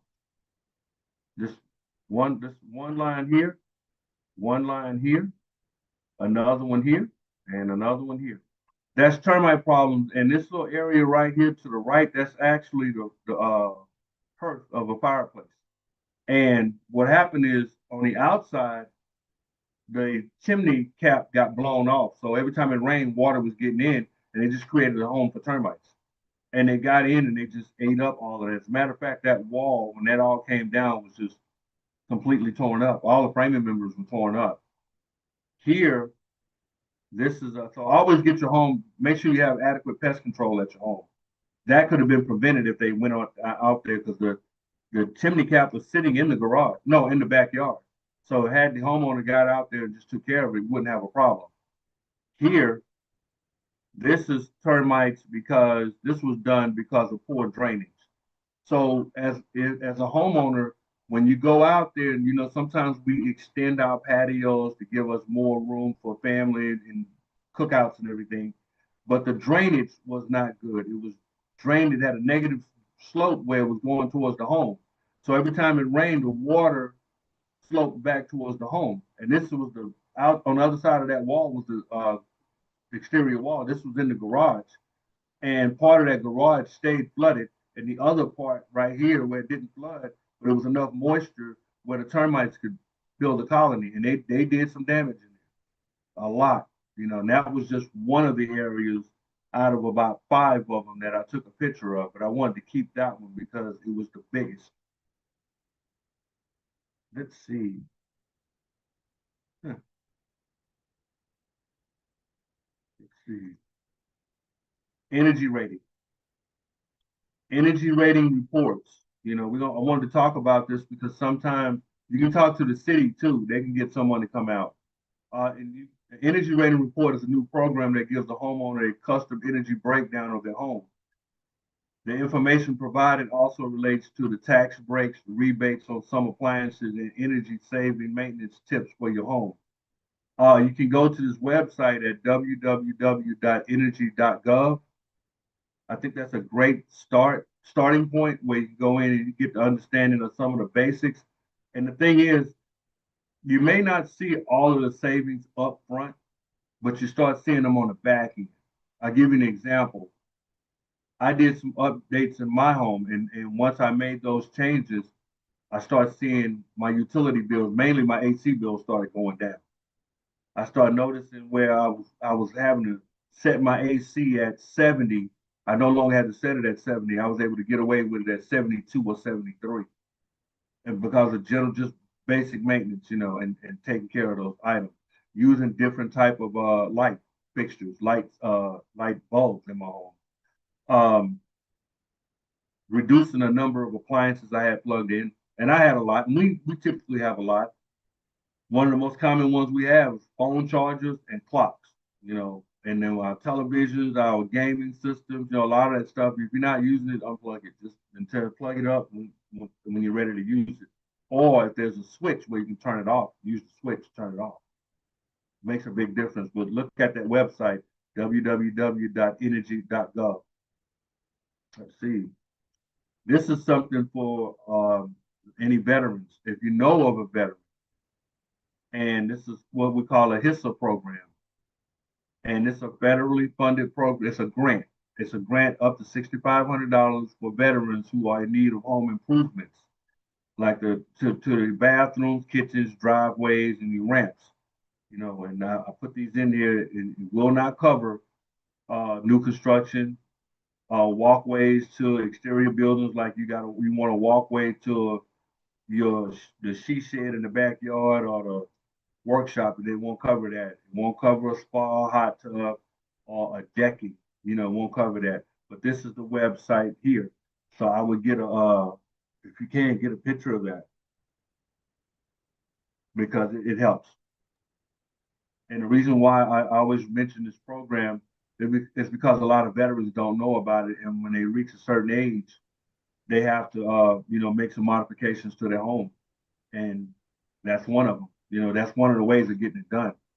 So again, if you decide to use this program or reach out to them, when you're dealing with federal dollars are different than neighborhood dollars. They gotta have everything lined up. So when they ask for documentation on, insurance for the contractor, information of contract, licenses, address, website, they want all that information, tax info, they want it all. So you're dealing with government dollars, that's something that you're going to contend with. But once you get the grant, you're in there. And if they have any questions, you can always go up to the VA hospital, the regional office. Someone at the regional office will be able to help you. So in conclusion, with this, we talked about the roof, the attic, foundation, drainage, electrical, plumbing, and appliances. But I want to know, do we have any questions? Yes, one just actually popped into the chat. Which direction should your AC register vent face? Towards the inside of the house or towards the window? Which direction should the AC register vent face, towards the outside of the house or toward the window? Mine are facing, that AC register, you don't want them facing the windows. Here's why. You're going to create a moisture problem with that air, especially if it's close to that window. You're going to create a condensation problem on that window. And even you don't want your registers too close to a light fixture, because I've seen where homeowners have gone in and removed the light fixture and put a high-speed looking light fixture up there, but it was inches away from the air register. She kept wondering why condensation was falling on her kitchen floor. It was because the heat from the light and the cold air from the air register was creating condensation. It was dripping down on the floor. So as a matter of fact, open all your AC registers, even in not windows, even in rooms you're not using. Keep them open, because that air, and if you close off that register, there's still air in that room, but it's warming up. Now the system has to run a little bit harder to cool down that air that heated up. You know what I mean? How does one go about finding a good, reliable general contractor? Oh, wow. I was, I would start with Lowe's and Home Depot. I would start there because they did their what I call they've done their homework on these people, the contractors they're going to use. So if Lowe's or Home Depot have their people in place, I would start there. Not necessarily saying I'm going to buy something from Lowe's or Home Depot, but they may give you those contractors. Um, Sometimes word of mouth, like your neighbor may have used the person and he did this work, and the work he did was great. I would go there. Um, Internet, but sometimes you got to trust. If I'm asking certain questions and I'm getting a runaround, they're not answering my questions, or if I'm asking them, then I'm probably not going to do it. That's just that tells me they're probably not who they say they are. Um, Even believe it or not, go to some of the building sites where they're building homes. Contractors are out there all the time. They may have a contract to do plumbing for 30 houses out there, and then they'll say, okay, well, this is what I have here. So also, if that, like, say a plumber, you can go ahead and just say you can go to I'm sorry, it's a plumber and you need a license. You know, you go to the state website. All the plumbers that are licensed are there. Oh no, I'm looking at this. I called my builder and they told me it should face the window so as to keep the heat out. You're gonna have a condensation problem sooner or later. Yes. Yeah, that's what's gonna happen. You know, if you're cooling that window off, but you're gonna have a condensation problem there later because once that air starts hitting that window, that cold air hitting that hot window, it's gonna create a condensation problem. Yeah, That's I why. I I noticed that from one of the houses that we had done here at the office that the builder had put the AC, the thing was on the, and when we walked into the room, we couldn't feel the air in the room. It was like on the window. So when we turned it around, then it's like, okay, then it made sense. It started cooling the room off because now it wasn't Yeah, blowing I'll at tell you the something else window that and helps all keep a the heat room was. cool too. Use curtains. Um, I'll tell you something else that'll keep a room cool. Use curtains. Sometimes I've seen so many houses now, people don't use curtains anymore. So you're getting a lot of sunlight coming into that room. And then sometimes you'll have a room and where you should have had two air registers, you may have one. Sometimes you got to look at the actual diameter of the air ducts that you're using too. Older homes are harder to keep cool than newer homes that, you got to look at the size of the unit as the square footage of the home. Did it match up properly? Because sometimes, believe it or not, they don't match them up all. It's those little nuances that'll eat you up later. But as all right. far as tracing the window, what is it? JS, I would recommend try this. Switch it. Point them away from the window, and then get back with me on the next one and tell me what happened. Can I And then speak? say, go Yes. ahead. Okay. I bought my house in 2006. I had it built in this new subdivision, and it had been like that since the day I bought it. And I couldn't understand why my house was so hot. I I'm the only person living in it, and it was always hot. My neighbor, I looked at their electric meter, and mine was always running faster than theirs. And I have curtains that are like blackout curtains, Mhm. so it shouldn't have been an issue. And the only room in the house that had the vents turned the correct way, and it was only one, was in the kitchen. So I would be in the kitchen. I said, "Oh, it's kind of hot. Let me turn on the air." It would get so cool in the kitchen, but the other rooms wouldn't be. And so I finally, after 20 years, basically, somebody came in from the city who was doing the what is it, weatherization program, Weatherization and program. they, yes, and uh, one person said, "Hey, it's turned the wrong way." But when I tried to get them to turn it the other way, they wouldn't. I called the builder, and he said he sprouted the same thing. It's supposed to be facing the window. Why would I want to cool my window? So I'm now having to turn it the opposite way. But imagine how much money I've wasted because somebody don't know what they're doing.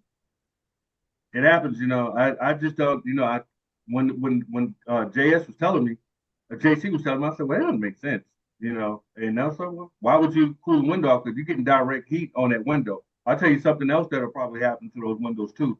I would look at your windows, look and see if you're starting to get that iridescent color in your windows. I am. I think I am. I think I'm getting that issue. So that is my problem is that is it just frustrates me because I've been dealing with this for so long, and I am the JC person. I'm the one who wrote the note saying this. Okay, And okay. yes. And so it's very frustrating to know after all this time you're trying to take care of your biggest investment, or your biggest expense that you paid over the years, and this is what you get. Somebody even at the builder is telling you wrong, and other people are telling you wrong, and other people are saying no, it should go toward the inside of the house. Yeah, well, But there times I go out to a house and I see the splash blocks facing the open end, facing the foundation, whereas you're supposed to have the open end of the splash blocks facing away from the foundation, because the builder is saying, oh, well, it helps the water the foundation, it helps water the soil. Well, it doesn't make sense, let it flow away from the soil, because you're going to have intermittent spots around your home where you're Instead of going to have, cooling water. yeah, and, yeah, and I don't get it. I was like, well, I I took always down the write the trays. report, turn it out. Say again, man. I took down the registers and I Mm-hmm. was cleaning them. They were so dirty from that what you were talking about, condensation or whatever it is. It didn't make any sense. I can't. Yeah, I'm Mm-hmm. still dumbfounded. Sorry to hear that. Really am. Yeah. Yes. Yeah. Yes. Well, hopefully it cools off now then for you better than Yeah. before. So, Thank but you. keep us posted. Let us know Yeah, I how would love to how it does love to do. hear that one. Okay. Okay. Thank you. Mhm. Um, you were talking about the AC units and matching the size of the house. We had somebody that had purchased a new AC unit or had gotten a unit replaced, and they were told that they needed one particular size, and it ended up being that the size of the unit that they got was too large, and it was creating mold in the Yeah. house because the moisture would build up, and it was uh, Mhm. starting to create these little mold It, icons and it, stuff. it, it'll start with almost like it's short cycling, but it runs so fast it rapidly cools the house down, and then the house starts to warm up quickly, and now you got that hot air and that cold air mixing, and now you got a moisture problem.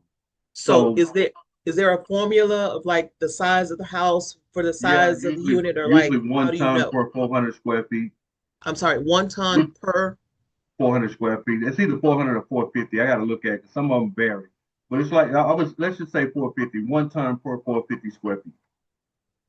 Okay. That's what you want. But before I would ever buy a new unit, I would make sure my home is sealed up properly before I buy a new unit.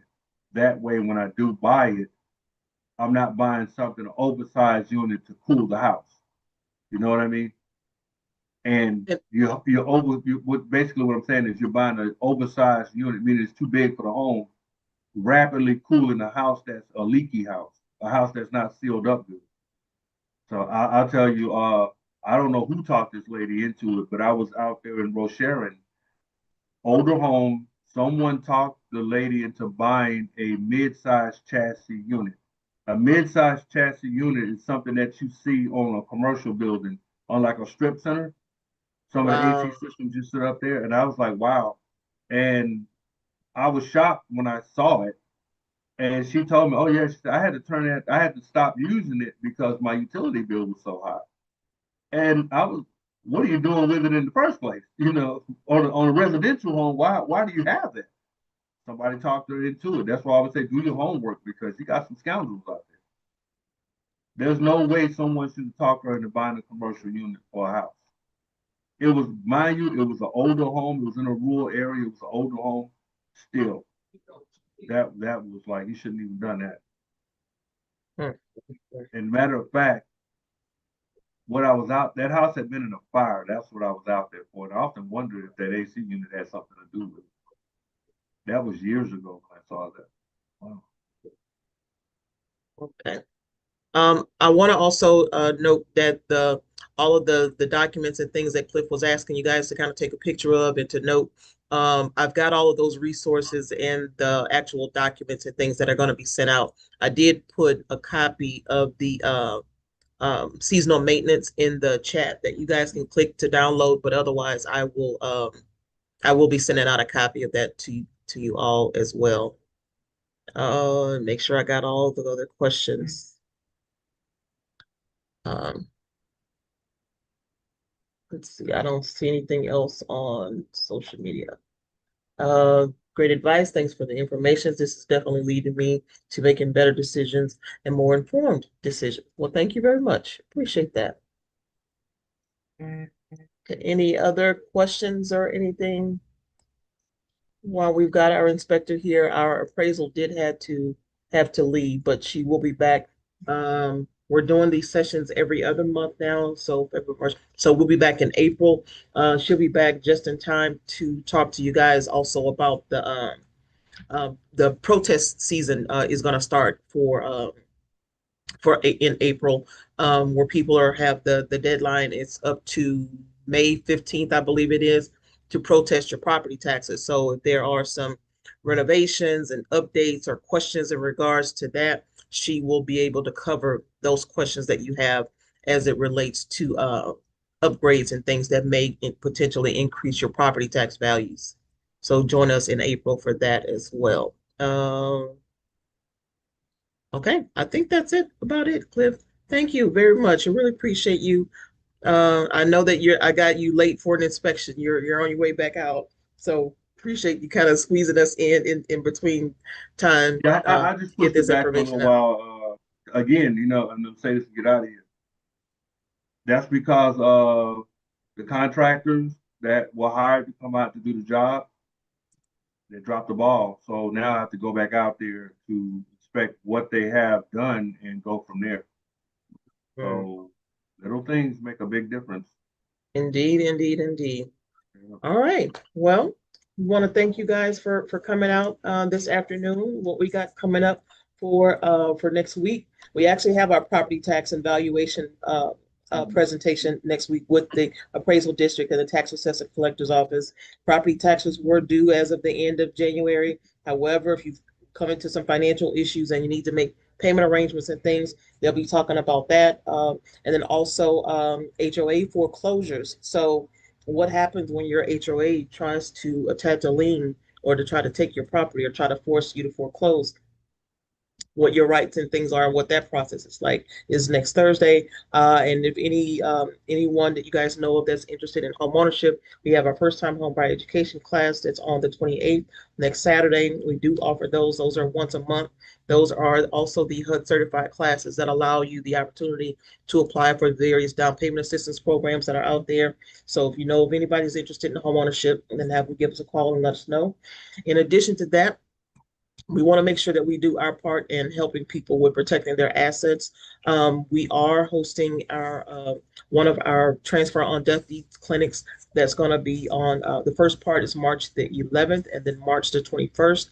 I'll be sending out a flyer about that to you guys as well. And it's basically a simple document that can be filed with the county clerk's office that will help with transitioning the ownership from yourself to whoever it is that you choose to leave your property to without ever having to go through the probate process. This helps with a lot of title issues and things like that that people have when they pass away without a will or and just automatically assume that the property is supposed to transfer to the correct person, and it doesn't just do that automatically. And information like that is what's keeping a lot of people from losing, that's making a lot of people lose their property or their air property that their parents and grandparents and other relatives have had that should have rightfully gone to the people it's supposed to go to. So if you know of anybody that needs to get assistance with getting a transfer on death deed filed and notarized, we are doing that. It's going to be a no charge for those that income qualified for us to cover the filing fees, but we will have attorneys there to review the document and on-site filing as well. So we're going to have that available for you on March the 11th and March 21st. So just go to our website to register for that, but I will be sending out the information about that as well. So if we don't currently have any offer any workshops that you guys might be interested in or need more information about, please reach out to us and let us know, or fill out the brief survey that we have that's going to be popping up on your screen, because we want, again, to want to try to get as much correct information out to the community as we possibly can. So if there's something that's impacting your community, that's impacting your family, that you need more information about or want to get more clarity about, then please let us know. Then we can see what we can do about hosting that. So with that being said, thank y'all again very much for joining us this afternoon. We appreciate you being here. Hope to see y'all next time. You all take care of yourselves and stay safe, and see you soon.